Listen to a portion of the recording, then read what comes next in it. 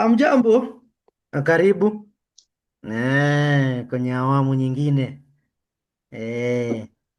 ya mahasidi pale Uingereza, haswa kwa mwana Manchester, kwa maana Mm. nakutana wiki nyingine ambayo kidogo imebidi tutembelee juu ya nyaya za stima, kwa maana sisi na mwana Manchester hatungeweza kutembelea kwenye ardhi moja. Imekuwa wiki ambayo imekuwa wiki ya kudhalilishwa. Tumetupiwa makombora, tumeambiwa nyinyi kenyu chi motoni. Ukiona mwenzako ananyolewa chako kitie maji. Chako kitie maji. Mwana Manchester kwa mara ya 10 tu peke yake tangu Pep Guardiola aweze kutua pale Uingereza, ameweza kumchuna mwana Man City na kuweza kuchukua pointi tatu za muhimu, Mm. na kocha mpya mwite Michael Carrick. Kijana aliangukia ama mababu tu wanamkubali. Tutatembelea wapi? Tutasema nini? Nimejaribu kuambia mashabiki wa Manchester Mm. atulie, maana huyu si City ambaye ni City ambaye tumemzoea, ni City ambaye hatujamzoea, maana ukiangalia vizuri hajakuwa na ile tunasema ni defensive line yake ambayo imekuwa ikitia fora sana kwenye mechi hii, na midfield yake kijana Rodri bado anasuasua. Kwa hivyo Manchester atulie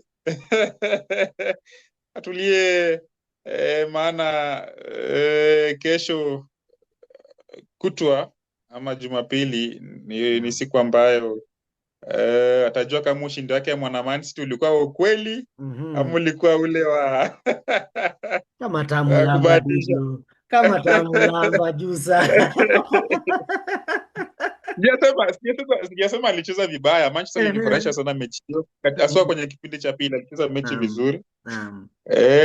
Lakini najua City ni timu ambayo ilikuwa walikuwa wamefungua sana defense yao. Kwa hivyo Naam. wana Manchester na wachezaji ambao wana kasi, kuna kijana Brian Mbumo ambaye alikuwa na mechi nzuri, kijana Ahmad, kijana Bruno. Kwa hivyo unapata kijana Bruno alikuwa na achilia mipira ambayo ilikuwa ya hatari sana. Kwa hivyo Naam. City angesuasua, angepigwa magoli takriban magoli 6-5. Naam. Naam. Naam. Kikosi ambacho Michael Carrick aliweza kuanza nacho kwa mechi hii. Kumbuko Mm. kuwa ilikuwa mechi yake ya kwanza tangu mwana Manchester aweze kumpatia kazi ile ya caretaker manager. Mm. Kikosi alichoanza nacho sana sana kijana Kobbie Mainoo. Ni kikosi Mm. ambacho kidogo tulikuwa tumetabiri, kikosi cha Casemiro. Kobbie Mainoo nilikuwa naye, lakini ukansame na Bruno Mm. Fernandes. Ni midfield ambayo kidogo mwana Manchester hakuwa amezoea kwa ule uga na ama kwa mechi zake, na kwa mtazamo mzuri Kobbie Mainoo alisaidia sana mwana Manchester kuweza kumpiku mwana Man City, kwa maana pale katikati ya uwanja aliweza kuutilize ile position yake vizuri sana, na ile control ile mechi yote, bila kuwekelea lawama ama bila kumtakia mwana Manchester. Kobbie Mainoo aliweza kucheza vizuri kwenye ile mechi sana sana sana sana. Ruben Naam. Amorim kuto kumtumia Kobbie Mainoo. Um, Nipe udadisi wako.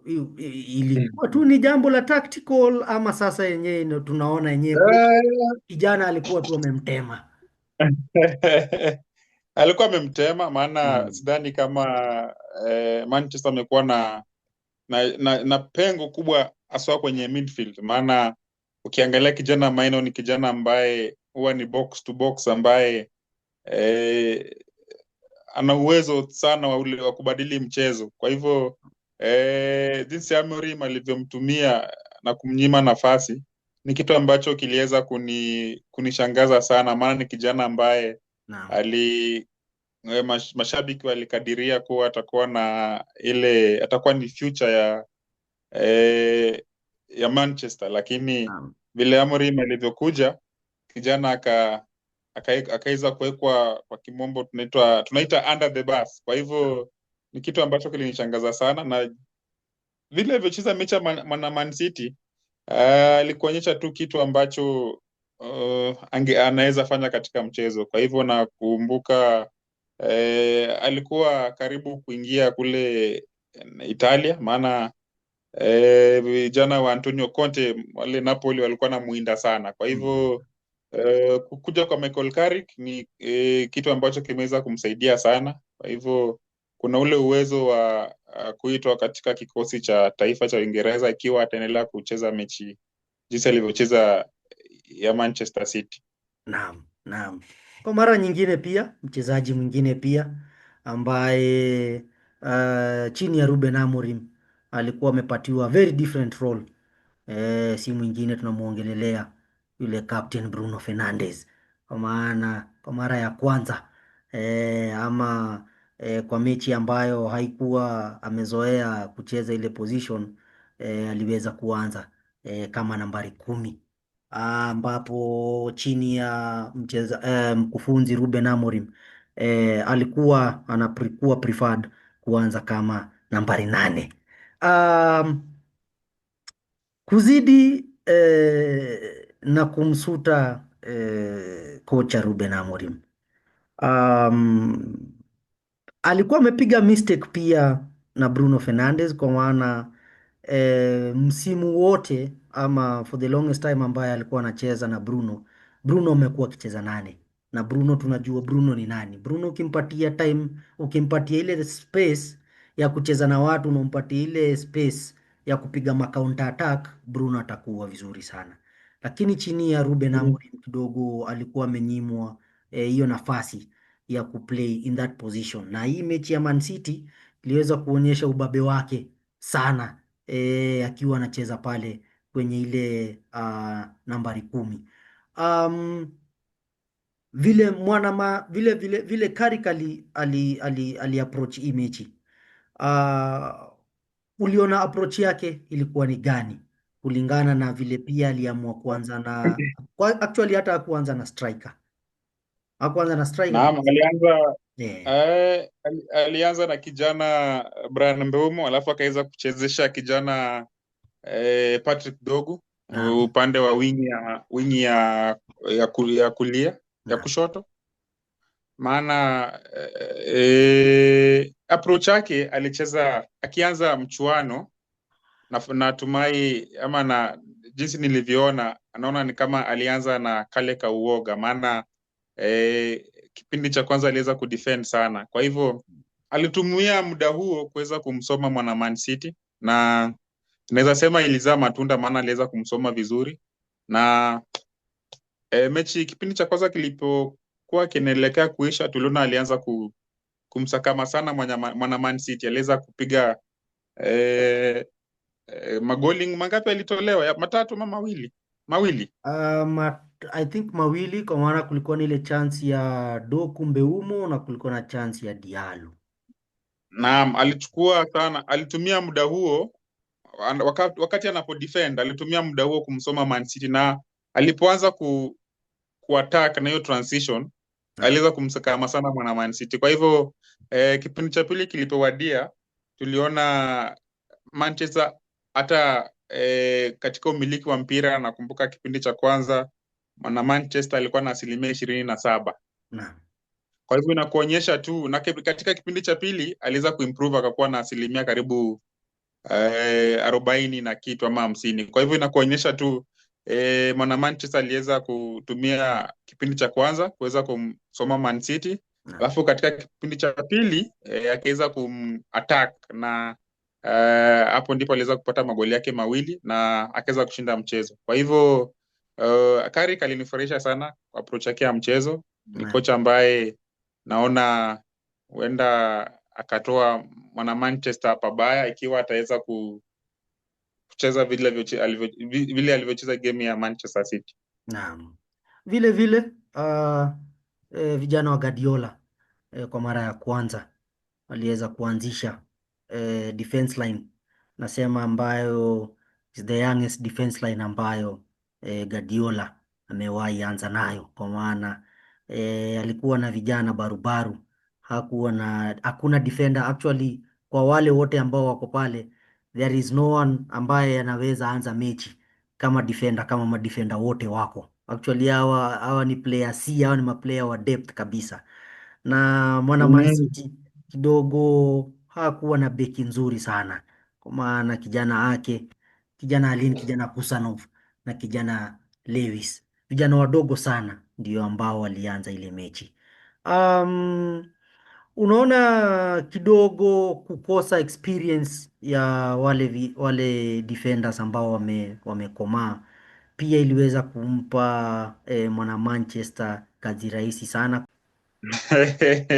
Sidhani kama mwana Man City anafaa jitetee na ile injury ya mabeki ama madefender wake, maana tukiangalia mwana Arsenali amekuwa na tatizo hilo na aliweza kujitoa, maana kuna mechi ambazo alimkosa kijana Gabriel, alimkosa kijana Saliba, alimkosa kijana Calafiori, na Pate. mechi amemkosa kijana naam. Kwa hivyo naweza sema mwana Man City ako na kijana Husanov. Husanov ni kijana ambaye ametolewa kule Ufaransa na aliweza kusainiwa na milioni takriban ni kijana ambaye amekuja na pesa mzuri, pauni milioni 40 na kitu. Kwa hivyo ni kijana ambaye anafaa anze mchezo. Ukiangalia kijana Rico Lewis ni kijana ambaye amecheza pale, kuna msimu ambao alikuwa anaanza kwenye hiyo right back role. Kijana Nico Reilly ni kijana ambaye amecheza msimu huu. So ukiangalia kijana mdogo hapo mwenye ana ile experience ni kijana Ailane. Kwa hivyo ukiangalia Pep Guardiola, sidhani kama kuna ule uwezo wa kusema ndio tunaona anakosa defenders wake, lakini kama ni rahisi maana Arsenal tumekuwa hapo na walituambia hatuna ile kitu ambacho tunasema hatuna ile nafasi ya kujitetea. Kwa hivyo naweza sema Pep Guardiola hawezi jitetea aseme hakuwa na defensive line yake, maana wachezaji ambao walikuwa pale, wachezaji ambao wanaweza kucheza vizuri na wakaweza kushinda mechi hiyo. Kwa hivyo sidhani kama anafaa kuwa na ile kudoubt ama players ambao waliweza kuanza mechi hiyo. Amad Diallo jana ametoka kwenye kombe la AFCON na baada ya kubanduliwa aliweza kurudi na makali mno, kwa maana kidogo kijana yake alikuwa na siku ndefu sana dhidi ya kijana Amad Diallo. Kulingana na vile Amad Diallo aliweza kucheza ile mechi, na ikikumbukwa kuwa wikendi inayokuja mwana Manchester takuwa na akaribishwa ugani Emirata. Ni left back mgani unaweza anzisha dhidi ya kijana Diallo ambaye kidogo atamsaidia Mhispania? Kijana Kwa maana ake kij- kijana Diallo kidogo achome shule. Ai. kijana Madialo Eh, niliona aliweza kucheza wingi ya kulia, na right wing. maana dogo naam. Kwa hivyo Diallo ni kijana ambaye ana kasi sana, ni kijana ambaye anachenga. Kwa hivyo naona kijana Calafiori akiweza ama Hincapie, napenda sana Calafiori, lakini kama atakuwa amerejea kwenye mchezo naweza mwonyesha kijana Hincapie, maana ana ule uwezo wa ile 1v1 defending, lakini kijana Ahmad ni kijana ambaye kumtoa kwa mchezo ni rahisi kama wewe Naam. ni defender ambaye una akili, lakini bado ni ngumu kwa defender ambaye eh, una ule tunasema aje ile 1v1 ability ya kudefend. Kwa Naam. hivyo naweza, alafu pia kijana Madialo ni kijana ambaye anachoka sana, kipindi cha pili kinafika unapata makali yake yamepotea. Kwa hivyo akianza mechi ikiwa utamsakama vizuri, basi katika kipindi cha pili una ule uwezo wa kummaliza. Kwa hivyo natumai kijana Calafiori ama kijana Hincapie ataweza kuanza mechi katika hiyo left back. Naam. Naam.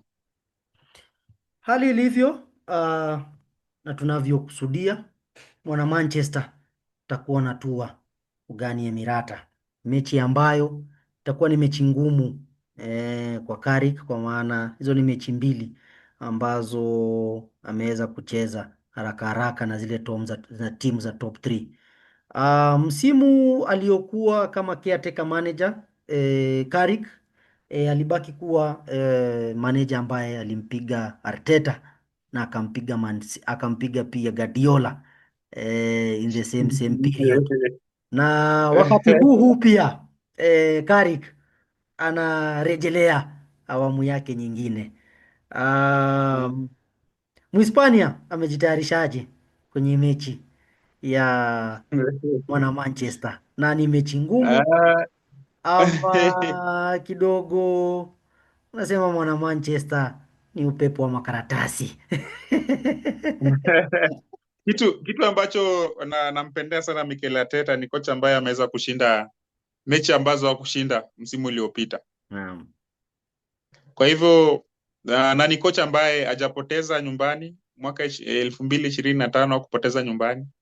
Naam. Kwa hivyo inakuonyesha kuna ile home advantage katika Naam. mechi hii. Kwa hivyo naona ikiwa hata defense ya Arsenal itaweza kusimama jinsi imesimama msimu huu, Naam. na tukose kupata jeraha ama kadi nyekundu, na referee VR wafanye kazi yao vizuri, wache kusuasua, kuna uwezekano mwana Arsenal akaweza kumwaibisha mwana Manchester. Naam. Kwa hivyo nina imani Mikel Arteta hajashinda mechi mbili, kwa hivyo mechi hii ata approach hiyo mechi kama kocha ambaye anataka kushinda mechi hiyo. Naam.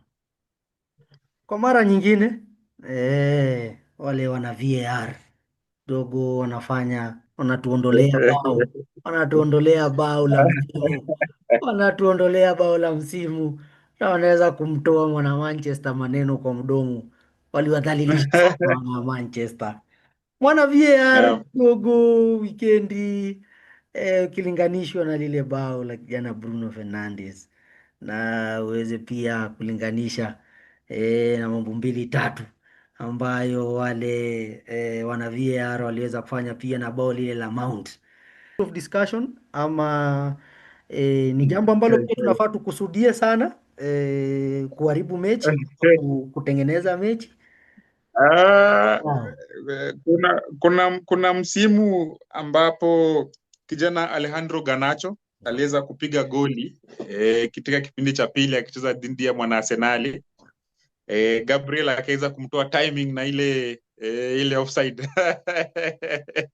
Ni kitu ambacho mashabiki wa Manchester hawazaweza kuamini hadi wa leo, maana wanasema waliibiwa, Naam. lakini ukiangalia jinsi line ilivyochora ilikuwa wanasema ni tiny margin katika ulimwengu wa soka, maana ni kitu ambacho kinawauma. Kwa hivyo naweza sema VR ni kitu ambacho tunafaa tutilie maanani sana, ama tutaweza kuwa na mechi ambayo itakuwa ni mechi ya kukasirisha, ama mechi inaweza kuwa mechi ya kukasirisha kama VR hawatafanya kazi yao vizuri, na ikiwa watajituma ama watakuwa very open na their decision, kuna uwezekano mechi ikakuwa ni mechi ya kufana sana. Naam. Mwana Man City ameweza kupoteza point 9 kwenye mechi 4.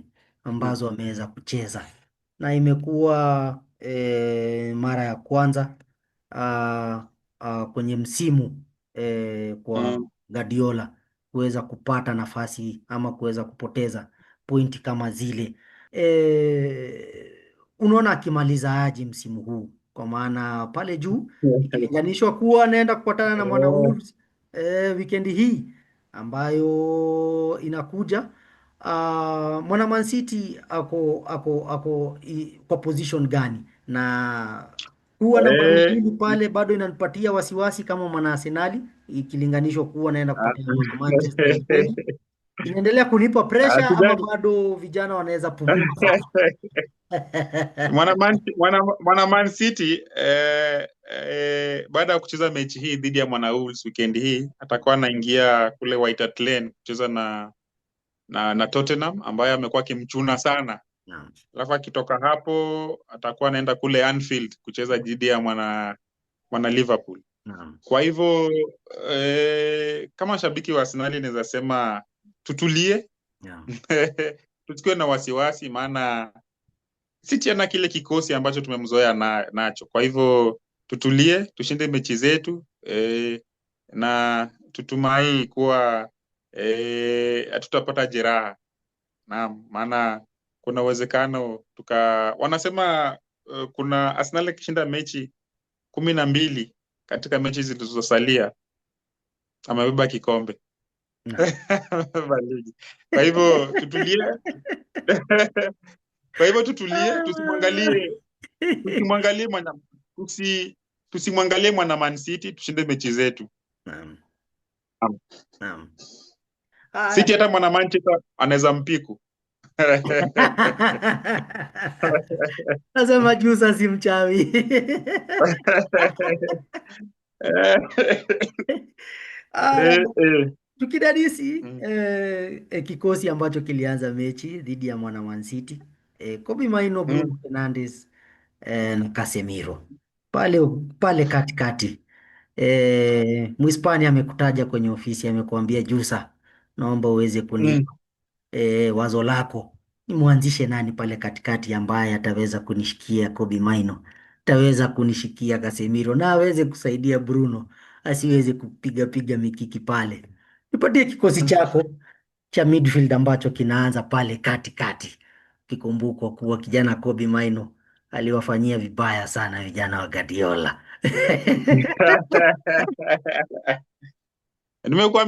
Nimekuambia kijana Kobe Maino, Manchester City alikuwa mwana Manchester alikuwa na ile freedom kwenye midfield, maana kijana Rodri amekuwa akisuasua kwenye ligi tangu atoke jeraha. Kwa hivyo kijana ambaye ako unfit. Kwa hivyo kijana Kobe Maino alikuwa na ule uwezo wa kuweza kudominate hiyo mechi.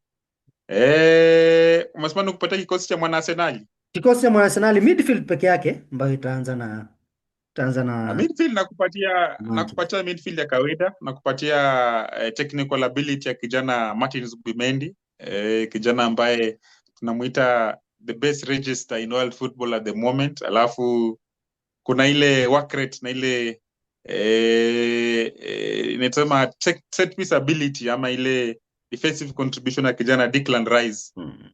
Alafu maliza na kijana Martin Odegaard kama nambari 10, Naam.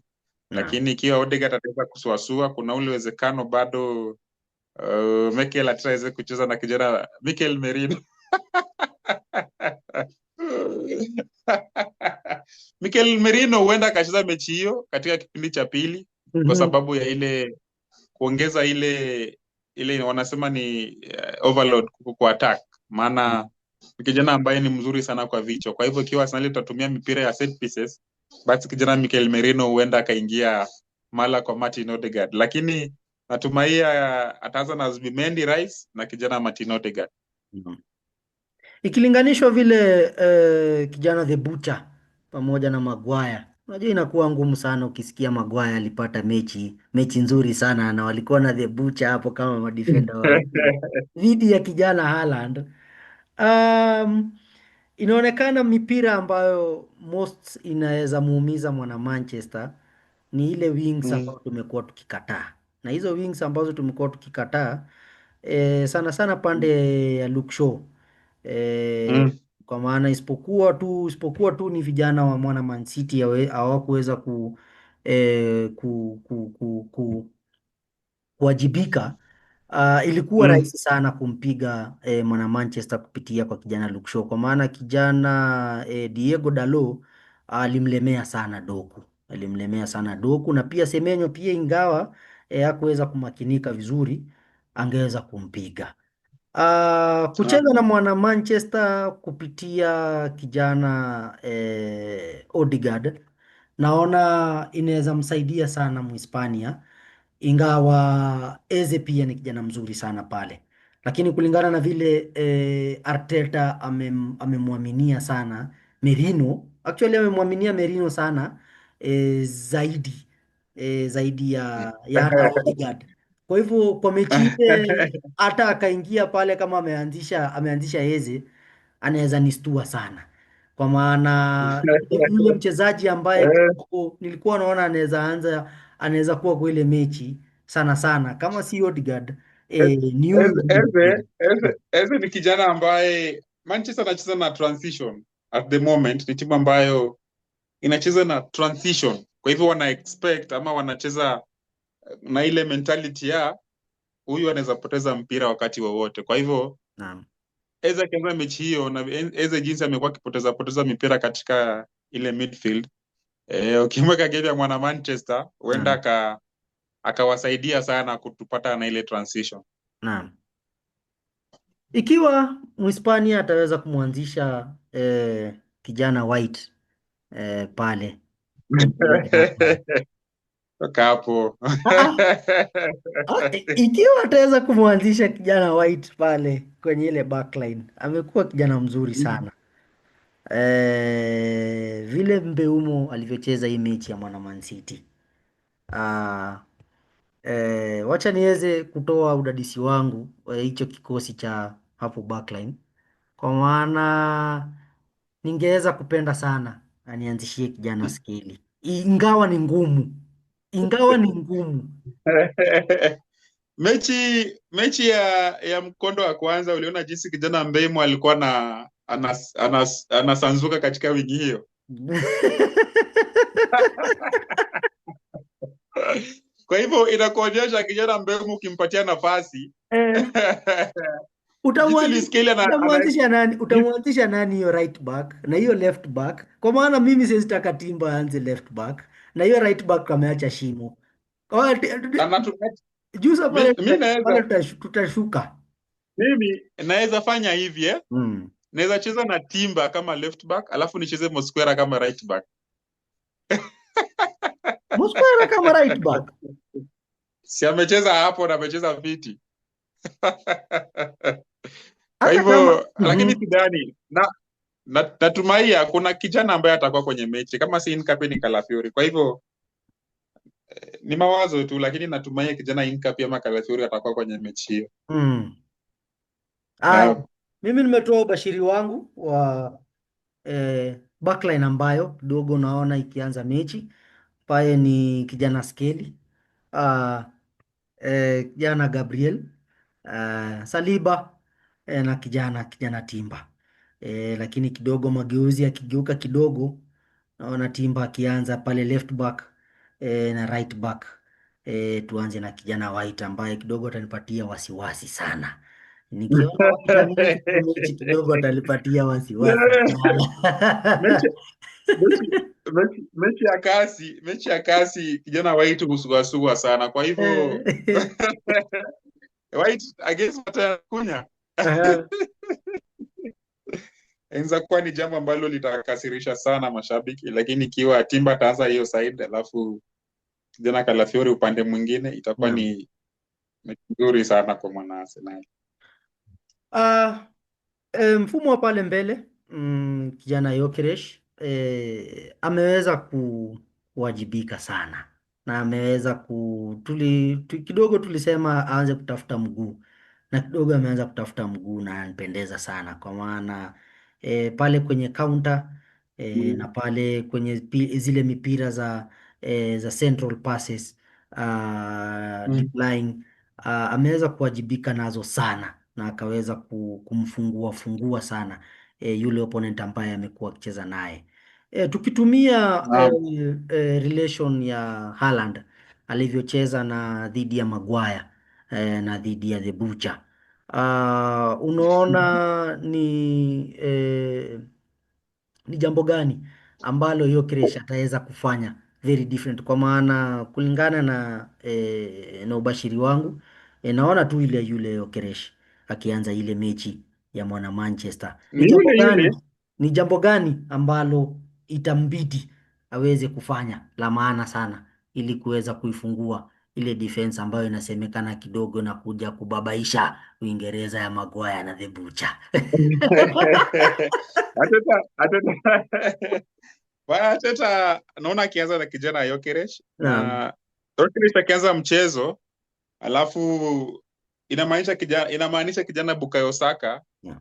ikiwa atakuwa makini sana, ataweza kumakinika sana ataweza kuproduce a lot kwenye mechi hiyo. Naam. Kwa hivyo kijana Gyökeres ataanza mchezo ili kuweza kuwa drag wale madefender wa Manchester, kuweza kuwa drag kama ni wide ama kama ni katikati, anawafinyilia katikati, alafu ana Naam. create spaces kwenye flanks, so unapata alafu jinsi alivyocheza mechi ya Inter Milan ama mechi zilizopita, amekuwa akijituma sana. Kwa hivyo kuna ile physical presence yake ambayo ni very important kwa striker kukabiliana na madefender, alafu kuna ule uwezo wa ile counter.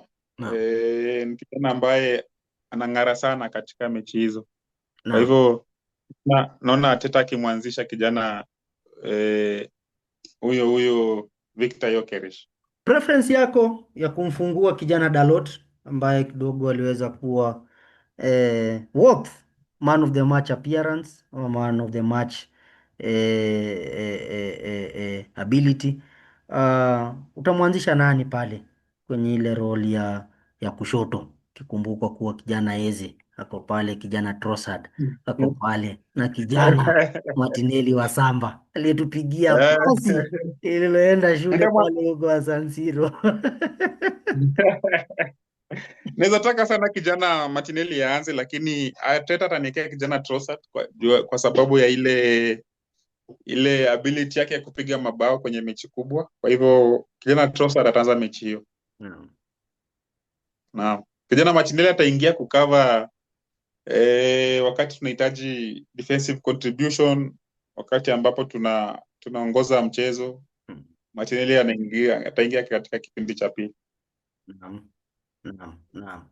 Mhispania anaingia mechi ya mwana Man City, mechi ya mwana Manchester kunradhi, ikiwa ko mechi 12 unbeaten. Inasemekana mwaka huu ameweza kujinufaisha sana dhidi ya mpinzani wake mwana Man City ambaye tangu mwaka uanze huo mwaka 2026 hajaweza kupata ushindi wowote. Ah, napenda vile historia tunaendelea tukiandikisha historia kile kinacho dhaminiwa kwa sasa ni kama yule aliyetumwa ataweza kutuvukisha mto Yordani na kuweza kutufikisha Kanani.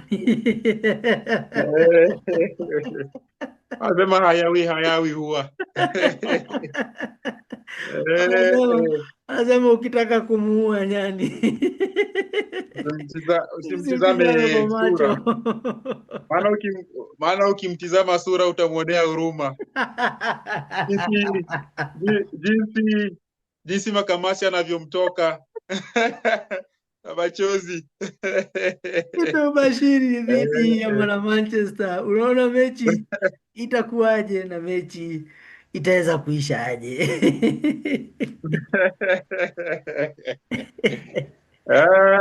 Ni mechi ambayo nakadiria ushindi wa mwana Arsenali, ushindi wa magoli 2-0 kwa mwana Arsenali. Naam. Ni mechi ambayo nimeisubiria kwa hamu na gamu, maana ni mechi ambayo itaweza kufurahisha wengi na ni mechi ambayo itanyamazisha wengi. Kwa hivyo 2-0 kwa mwana Arsenali. Naam. Ikiwa mwana Arsenali ataweza kumpiku mwana Manchester atakuwa anaandikisha rekodi bora sana pale uga wa Emirata, kwa maana msimu huu hajaweza kupigika pale Emirata. Ameweza kudumisha rekodi nzuri sana, ameweza kuidhinisha rekodi nzuri sana kupitia kwa kijana Raya ambaye ameweza kuwa kidogo akiwajibika sana kwenye mechi nyingi ambazo tumecheza na ile build up ya kutoka pale nyuma. Kijana Saliba kwenye mechi iliyopita amekuwa akikuwa included sana na akikuwa very important pale kwenye attacking role yetu, kwa maana kuna wakati hata ilifika mpaka akakuwa anacheza kama winger almost huko ameenda huko kwa opponent Kuna ameenda. nimeona ni kama kuna hiyo role change ya kijana Saliba, nimeona anaenda sana mbele. Naam. Na I think ile kumkosa Gabriel na kumkosa Saliba ilikuwa pia imemtoa Arteta nyama mdomoni sana, na pia ilikuwa imemgeuza brains kidogo. Ukiangalia attacking role yetu vile inaanza kuanzia nyuma kwenda mbele, unaona kidogo itamfavor sana mwana Manchester, ama itakuwa jambo ngumu kwake, kwa maana ile counter attack yake, strength yake ya counter attack kama Saliba amesanzuka, ameenda kucheza mpaka almost ako right winger huko, unaona ile counter attack ya mwana Manchester kidogo eh, tuko tayari Eh, kupigana naye kwa ile counter attack. eh, nimekuambia Mikel Arteta ni kocha ambaye anakwanga very adaptable kwa different formations. Kwa hivyo ni kocha ambaye natumai ama nadhani katika mechi hiyo ataweza kumkomesha kijana yule ya Saliba kuweza kuenda mbele. Naam. Nikiwa Saliba atakuwa anaenda mbele, utaweza kupata kijana Declan Rice huenda akabaki kama center back. Kwa hivyo tumejipanga, tunaenda kwenye vita wanasema ni vita vya pili vya dunia. Umejiamini. Tumejiami na madifenda wetu takriban 6 watakuwa wamerejea, kama ni ukweli tetezi ambazo tunasikia. Kwa hivyo haitakuwa rahisi kwa mwana Manchester jinsi wanavyofikiria. Yote 9